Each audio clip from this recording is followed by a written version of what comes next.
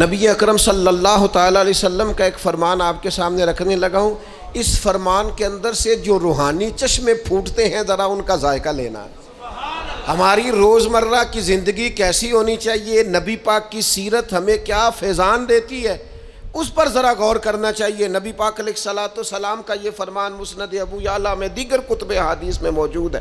حضور فرمانے لگے، اے عائشہ، اگر میں چاہوں تو سونے کے پہاڑ میرے ساتھ چلا کریں. میں جدھر جدھر جاؤں پہاڑ سونے کے میرے ساتھ ساتھ چلیں. لیکن میں نے اپنے رب کی بارگاہ میں دعا کی ہے کہ مالک مجھے ایک دن روٹی دینا، ایک دن کا فاقہ دینا. اے اللہ، میں چاہتا ہوں جس دن تو مجھے سیر ہو کے کھانا دے اس دن میں تیرا شکر ادا کروں، اور جس دن مجھے فاقہ ہو اس دن میں ہاتھ اٹھا کے رب کی بارگاہ میں دعا کروں. میں یہ چاہتا ہوں کہ طرز چاہوں تو یہ پہاڑ سونے کے بنے میرے ساتھ چلے. جب سونا چاندی آنا جانا پروٹوکول لمبے چوڑے معاملات ہمارے محبوب نے پسند نہیں کیے تو پھر رنگے چمن پسند نہ پھولوں کی بو پسند. ہم کو ہے وہ پسند جسے آئے تو پسند.